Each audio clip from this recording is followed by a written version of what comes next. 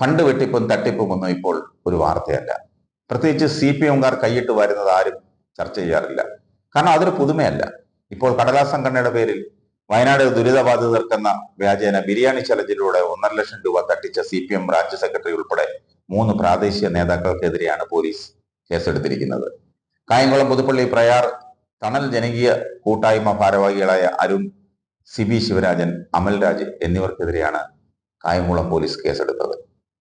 Arun CPM Thattekkad branch secretary, Amalraj DYFI മേഖലാ പ്രസിഡന്റുമാണ്.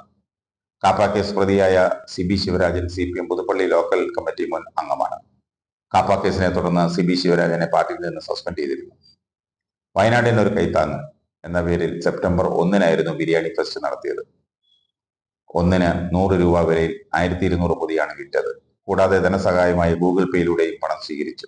പണം സർക്കാരിനോ ദുരിതബാധിതർക്കോ നൽകാത്തതിനെ തുടർന്ന് CPI മുഖ്യമന്ത്രിക്ക് പരാതി നൽകിയിരുന്നു. തുടർന്നാണ് പോലീസ് കേസെടുത്തത്. പ്രളയ ദുരിതാശ്വാസ ഫണ്ട് അടിച്ചു മാറ്റിയതുൾപ്പെടെ ഒട്ടേറെ തിരിമറികളും വെട്ടിപ്പുകളും നമ്മുടെ ഈ കൊച്ചു കേരളത്തിൽ നടക്കുന്നു. ഇതെല്ലാം വേണ്ടപ്പെട്ടവരായതുകൊണ്ട് ഒരു അന്വേഷണം നടക്കുന്നില്ല. പരാതി വന്നാൽ പ്രഹസനത്തിന് ഒരു കേസെടുക്കും, അത്രമാത്രം. സഖാക്കൾക്കെതിരെ കേസെടുക്കാൻ പോലീസിന് മടിയാ. എന്തിനാ പുലിവാല് പിടിക്കുന്നതെന്നാണ് അവരുടെ ചോദ്യം. ആവശ്യമില്ലാത്ത കാര്യങ്ങൾക്കൊന്നും പോയി തലയിടാൻ അവർക്ക് താല്പര്യമില്ല. പോലീസ് സേനയുടെ അന്തസത്ത കളഞ്ഞു കുളിക്കുകയാണ് ഈ സഖാക്കൾ പോലീസുകാരെ. ഇതേക്കുറിച്ച് ചോദിച്ചപ്പോൾ ഒരു പോലീസുകാരൻ പറഞ്ഞ എന്താണെന്നറിയോ?